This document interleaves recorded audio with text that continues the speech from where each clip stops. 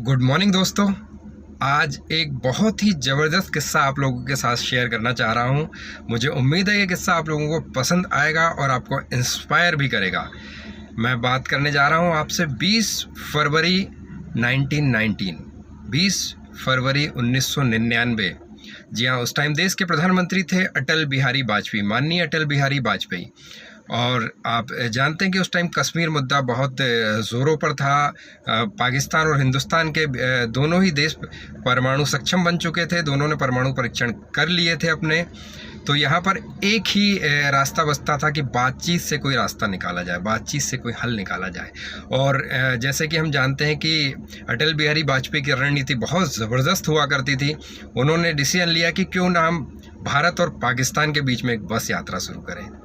और 20 फरवरी 1999 को वो बस यात्रा शुरू हुई।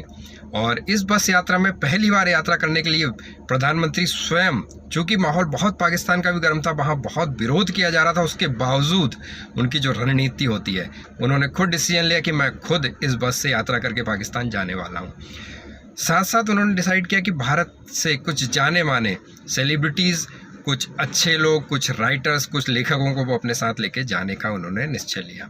और लगभग 20-22 लोगों की टीम बनाकर वो भारत से पाकिस्तान के लिए रवाना हुए। बहुत यात्रा ज़बरदस्त रही, पूरे वर्ल्ड में इस यात्रा की तारीफ़ की गई।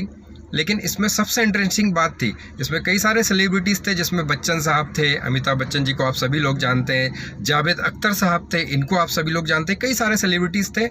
जब ये यात्रा वापस आई तो इन सेलिब्रिटीज़ के साथ एक और सेलिब्रिटी थे जिनका कोई पॉलिटिकल बैकग्राउंड नहीं था। जैसे अगर मैं बात करूं बच्चन साहब की, तो बच्चन साहब भी कहीं ना कहीं कभी ना कभी पॉलिटिक्स में रहे हैं।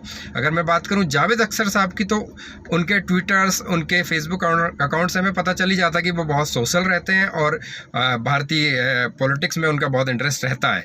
लेकिन इन सभी के बीच में एक शख्सियत और उनके साथ थी, जिनका नाम था देश के जो बहुत बड़े सुपरस्टार रहे, देव आनंद।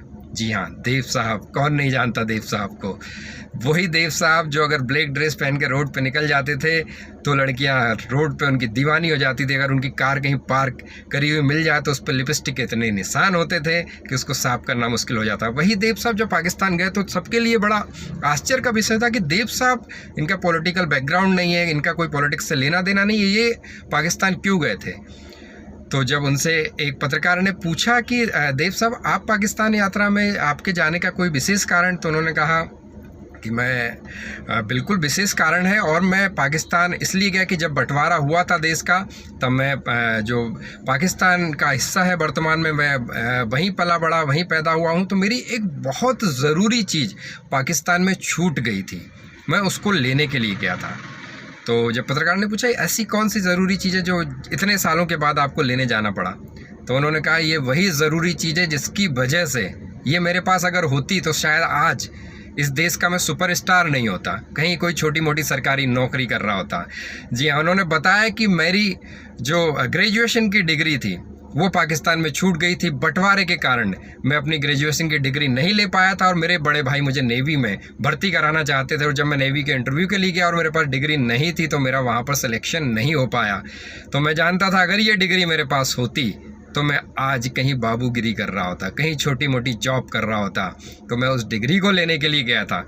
दोस्तों, ये सबक उन नौजवानों के लिए है, उन पेरेंट्स के लिए है जो एक सरकारी नौकरी के लिए 5 से लेके सुबह 10 से लेके शाम के 5 बजे तक की सरकारी नौकरी के लिए इतनी तैयारी करते हैं, धक्के खाते हैं, और उसके बाद भी उनकी ज़िंदगी में कोई बदलाव नहीं आता, उनकी ज़िंदगी वैसे ही कट रही होती है।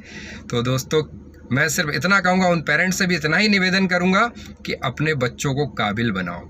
मेरे कई सारे दोस्त हैं जो सरकारी जॉब में हैं, सुबह 10 बजे अपनी जॉब पे जाते हैं, शाम को 5 बजे अपने घर आते हैं। लेकिन जब उनसे बात करता हूँ तो उनकी ज़िंदगी इतनी नीरस होती है, उनके जीवन में कोई उत्साह नहीं है, वो 10 से 5 की नौकरी के बीच में बंधे हुए हैं। तो मेरा सभी से इतना ही निवेदन है, इस कहानी से आप इतना इंस्पायर हुई है कि अपने बच्चों को किसी एक चीज़ से बंधने मत दीजिए। सरकारी नौकरी ही एकमात्र रास्ता नहीं है, बहुत सारे तरीके हैं जीवन में काम करने के, जीवन में आगे बढ़ने के, जीवन में कामयाब होने के। अगर देवानंद जी के पास आज डिग्री होती तो करोड़ों उनके चाहने वाले नहीं होते, अपने बॉस की कहीं ना कहीं डांट खा रहे होते, 10 से 5 की नौकरी के बीच में फंसे होते। तो मेरा सब लोगों से सिर्फ इतना ही कहना है कि सरकार को ना कोसें, इतनी सरकारी नौकरियां सरकार नहीं दे सकती। अपने समय को बर्बाद ना करें, अपनी काबिलियत को बढ़ाएं, अपनी काबिलियत को बढ़ाएं। हाँ, पढ़ाई लिखाई ज़रूरी है, वो बिल्कुल आप करें, लेकिन सिर्फ इसलिए ना पढ़ें कि हमें सरकारी नौकरी मिल सके। Thank you so much. मुझे उम्मीद है आपको सारे लोगों को ये स्टोरी बहुत पसंद आई होगी।